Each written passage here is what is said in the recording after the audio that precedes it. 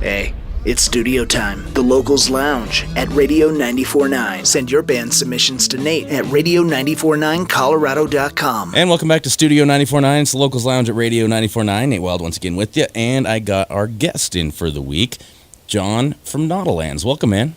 Thanks for having me. Absolutely. Thanks for taking time out of your day and talking to me. So if we could, let's start out by just... if you could introduce me and the listeners to Nadalands, a little bio. All right. Nadalands is the name of this particular solo songwriting project of mine. It's been going on maybe 10 or 11 years, sort of writing my own songs and recording them at the same time that I was in several other bands. And then about 2 years ago, I wanted to make it a bigger sound live, to have drums and bass and keyboards and stuff like that. And I was playing local shows around Colorado, and two of the guys who were always at those shows, I sort of forced, or begged, rather, to be in the band. So Matt plays bass now, and Benjamin plays drums. Okay. And sometimes we play just me, and sometimes, which I prefer, we play as a full band. Cool. So these guys... they were in other groups at the time, correct? Yes. So Matt was in a band called Morning Clouds that I think were mostly based in Denver. Okay. And Benjamin was and still is in a band called Sour Boy Bitter Girl. Oh, yeah. But he sings and plays guitar for Sour Boy Bitter Girl, and he plays drums for Nadalands. Really? And we'd played maybe a dozen shows together, and I had no idea he played drums. Uh-huh. And then a friend of ours, Jeff, was like, hey, Benjamin plays drums. Why don't you ask him? And I was like, oh, wow. Okay. So, and it's great because he can also sing. So he sings the backup parts in Nadalands. It's like Dave Grohl can play guitar too. Yes. Get him out there. Yeah. Right. In the case of Dave Grohl, I wish he would just play drums all the time. But, right. I'm kind of with you. Kind of. All right.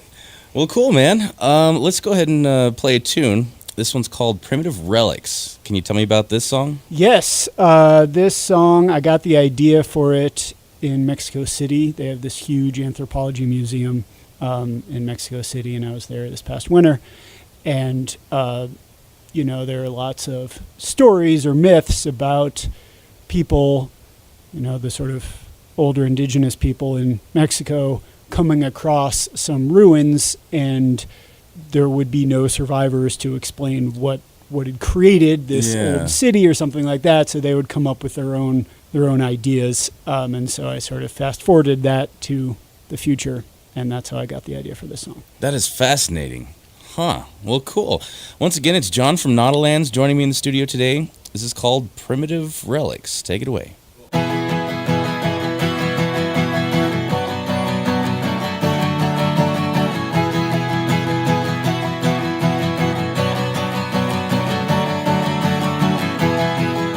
Before this world, there was another world. Before this world, there was another world, but they angered the gods, so the gods sent a flood. And now we just find remnants of them buried in the mud, like a piece of rubber tubing and an artificial tree. And a hat that says, remember Taylor and heart number 3. Before this world, there was another world.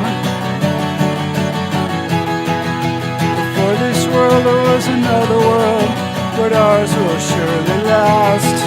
The gods won't be alone.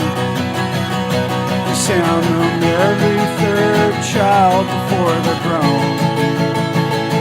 So the cliffs protect our city, so the crops will never fail, and so the ancient plague will never walk upon our trails. Before this world, there was another world. Before this world, there was another world, where the wise women guide us well, and the men tend to the fields. We obey what the cosmic signs reveal. We carve our legends in mistakes. We don't leave them in those gray boxes that wash up from the lake.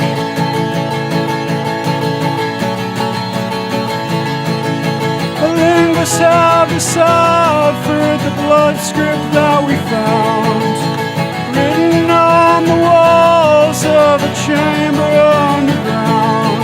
It said we're so very sorry, we're so very sorry, we're so very sorry, we're so very sorry, we're so very sorry, we're so very sorry, we're so very sorry, we're so very sorry, we're so very sorry, we're so very sorry, we're so very sorry, we're so very sorry, we're so very sorry, we're so very sorry, we're so very sorry, we're so very sorry, we are. Cool. John from Nadalands, Primitive Relics was the title of that tune. It's Studio 94.9, the Locals Lounge at Radio 94.9. Now, I'll be honest, man. When I first listened to Nadalands, I was actually introduced by William from Ugly Architect, Downtown Artery. Yep. And the first band I thought of was Ween. Is there any Ween influence in the stuff that you do? There is. That's flattering because they're good, but no, I'm not a huge Ween listener. Okay. I've heard them, of course. Yeah. So I would not say there is much of an influence, but yeah, I think they're generally considered to be really sophisticated crafters of songs. Yeah. So in that sense, I think that's definitely a compliment. Okay. But no, I'm not nearly as big a Ween listener as many people I know. I wondered about that. I was curious. But who would you say are some of your musical influences? Growing up, definitely the sort of classic rock, Neil Young-y, Pink Floyd-y type stuff. Mm-hmm. And then in the 90s, certainly some Elliott Smith. Oh, yeah. Modest Mouse, Built to Spill type stuff, Neutral Milk Hotel. And so those are probably my formative influences. The sad part is I've been writing songs with exactly these chords and these ideas for my whole life. Yeah. So I haven't branched out much as far as influences. I tend to just write songs with way too many words that sound like my songs. And a few people like them, and most people would prefer fewer words. Oh, man. Well, I could definitely see like the Elliott Smith, the Modest Mouse, now that you mention it, maybe even some of the Pink Floyd in there. But interesting. What got you into playing music, would you say? I've played music my whole life. I started playing violin when I was 4. I was in a youth choir starting when I was 6. That was before my voice changed, so that's why I don't sound like a professional singer anymore. And then when I was 15 or 16, I borrowed a friend's guitar and started writing songs. And I sort of got, those chord books. I got like the Who's Greatest Hits and Neil Young Unplugged or something, and learned all the 6 chords in those 2 books. And then I stopped learning guitar after that point and just kept writing songs. And just kept going. Kept the momentum going, huh? Very interesting. Cool. All right. Well, let's play another one of those songs. This is called Fading Twilight. Can you tell me about this one? Yeah, I got the idea. I'm in 2 different songwriting groups. Okay. So I write a song probably every 2 or 3 weeks, I'd say, oh, wow. on average. Nice. Which means there's a lot of mediocre Nadalands songs out there in the ether somewhere. Yeah. But for this one, I got to pick the prompt for this particular songwriting project. It rotates through. And I picked a line from a book called Scrapper by an author named Matt Bell. And the line was, "Now the fading twilight of the Midwestern winter." So I started the song with that. And then I sort of wrote a fictional love story between 2 people who really exist, but have not ever been in love, to my knowledge. Just people that you know? Couple people 2 you know? different people I know. I sort of concocted a love story between them. Do they know about this? One of them does. Oh, that's so cool. I think he's still my friend. The other person definitely doesn't, and Really? it's best that we keep it that way, probably. That is so interesting. Wow. Cool. All right. I'm very interested to hear this song now. It's John from Nadalands joining me, Studio 94.9. This is called Fading Twilight. Take it away.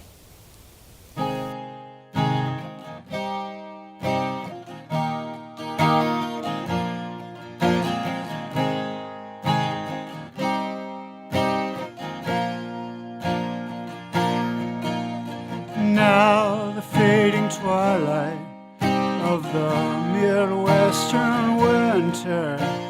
I'm gazing at your perfect limbs. You're washing off the filth of 2 days on a Greyhound as the frozen piping gurgles up its hymns. Soon I'm getting high with your roommates while you read about theology and thrashing on the couch, all anointed. Get back from your final and find me in a KO. You aren't mad, just disappointed with my choice of voices. Make it hard to cope, but I swear to God I won't stop hoping like Christ and Mary Magdalene will get together in the end when you've given up sainthood. And the worst of my sins are like the fading twilight in the Midwestern winter.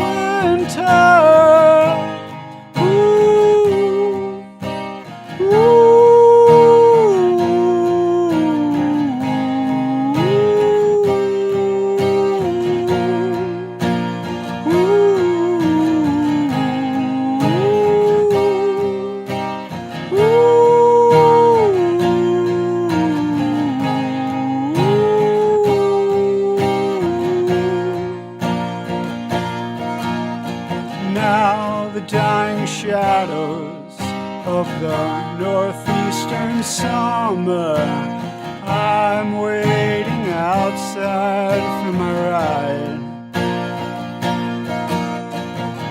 scrapping for copper in vacant neighborhoods and dreaming of the words you will write in the pages of Harper's or the Atlantic Monthly about how war is a mirror of the self.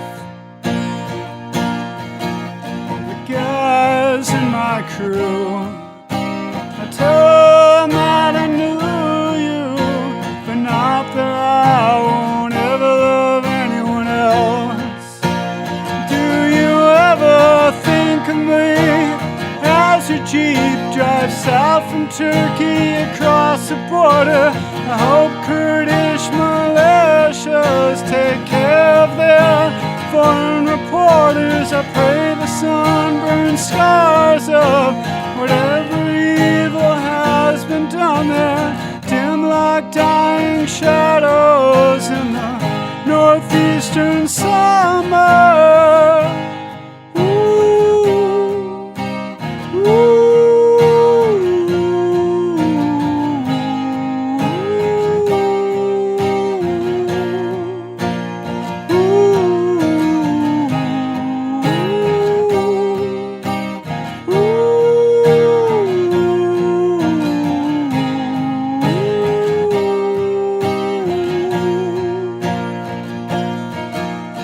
Now the swirling tempest of a Gulf Shore September, nailing plywood to the window frames. God protect this parish, so close to the shoreline and so far from the Minnesota plains and Scandinavian names. The Lutheran faith, it ain't about hatred, and it helps me stay clean and make friends. I've learned to play the organ. I sleep in the church basement. Am I happy? Well, I guess that all depends. Depends on whether when you win your Pulitzer for bravery in deed and writing and helping us all understand. It's so many men die fighting and you rest your prosthetic on the podium. Will you remember love like the swirling tempest in a Gulf Shore September? Sweet. John from Nadalands joining me in the studio. That was called Fading Twilight. It's Studio 94.9, the Locals Lounge at Radio 94.9. Now, you mentioned because I asked how the name was pronounced. I've been doing radio for about 7 years. That's important to know, to not butcher people's names, especially when they're sitting next to me. And it's Nadalands, and you said it was Spanglish. Can you explain the name to me? Yes. So as I do for many things, I stole it. I stole it from a book by an author named Junot Diaz. Okay. It's a collection of stories. The book is called This Is How You Lose Her. And I think he was born in the DR, but he grew up in New Jersey. Born in where? The Dominican Republic. Oh, gotcha. Sorry. And so the book involves a lot of like Spanglish terms because, he was born in a Spanish-speaking country, but he grew up in an English-speaking country. Right? Okay. And Nadalands apparently refers to the areas around cities in the Dominican Republic. It's not, the downtown, and it's not a farm. It's just sort of the nothing lands or the sort of urban slum sprawl around the cities. Okay. And I sort of took that as somewhat of a metaphor for the music and also sort of a description of emptiness and urbanity, I suppose. Wow. I love that. The Nadalands. I'm going to remember that one. That's so cool. So you mentioned earlier you had one idea from Mexico City.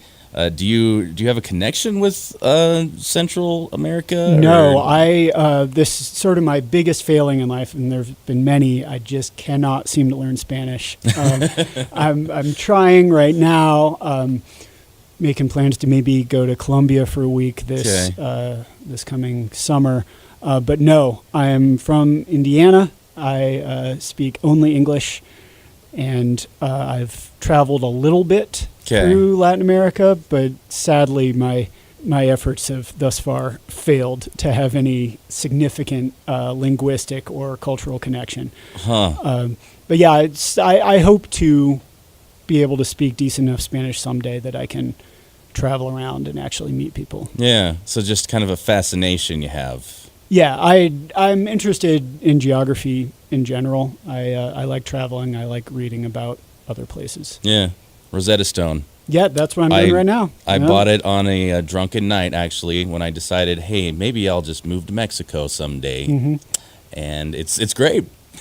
So. Yeah, I'm on level 4 right now. Me too. So. Oh, hey. all right. Yeah, we should be internet Spanish friends. Debemos. Cool. All right, one last tune of the get-together here. It's called When Kings Fought in Their Own Wars. Can you explain what this song's about to me? Yeah, this is a quite old song. I recorded it for one of my solo EPs maybe 12 years ago, 13 years ago. This song is from the perspective of a leftist revolutionary. Many of my songs are from the perspective of someone who isn't me.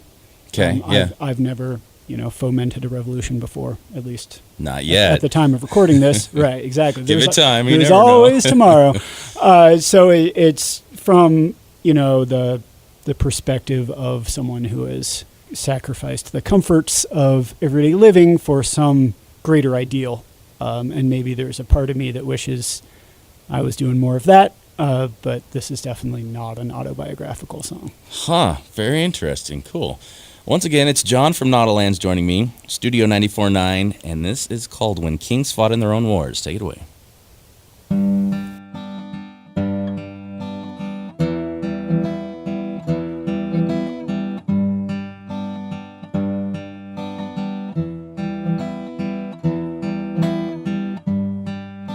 This food just isn't filling, and I won't leave the building, and I won't even listen, and I won't be forgiven. All the federal agents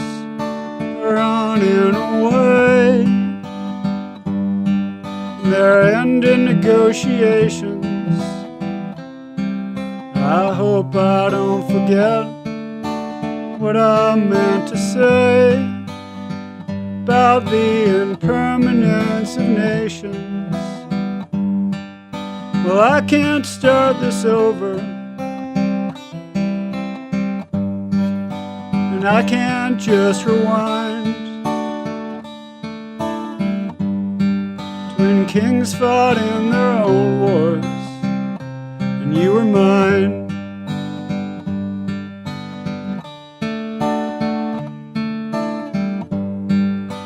Years before the killing, and years before Pat Tillman, you were young and willing, and I wasn't such a villain. Now they're waiting for me to run out of air, so they can send the SWAT team in. Despite the whiskey, I can't help but care about the days before the movement was ready to begin. The smell of nerve gas takes me back to the time when kings fought in their own wars, and you were mine.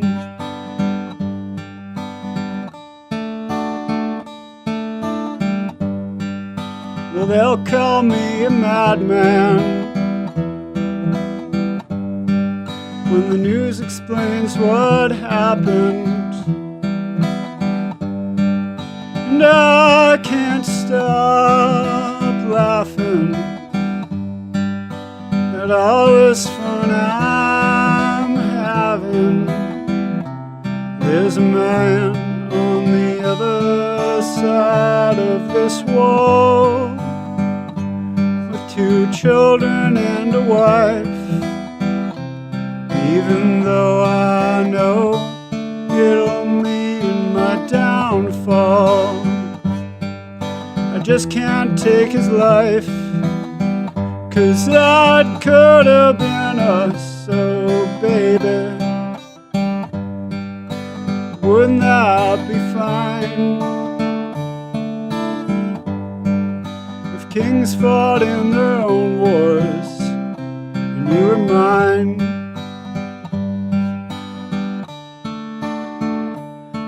Mine. All right.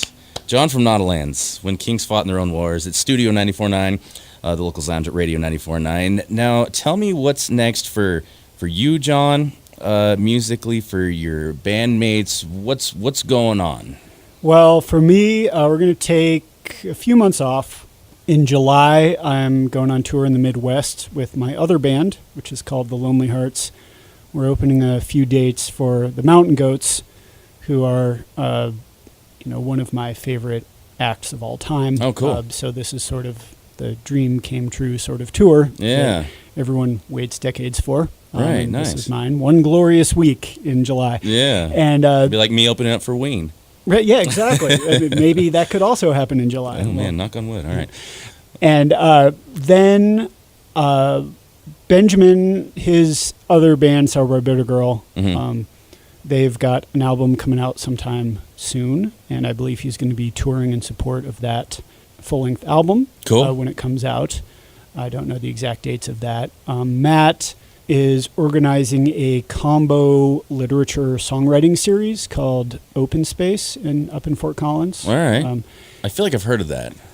Yeah, they just started in January of this year. Okay. But it's sort of, they'll bring in like poets or fiction writers and songwriters and sort of have an hour of free wordiness. Yeah. And he also reportedly has a novel that is finished or close to finished. But Really? of course I haven't read it. So this is all hearsay. Yeah. But I'm outing him as a novelist, even if he isn't technically done with the novel. Oh, how cool, man. Wow. Well, that's awesome.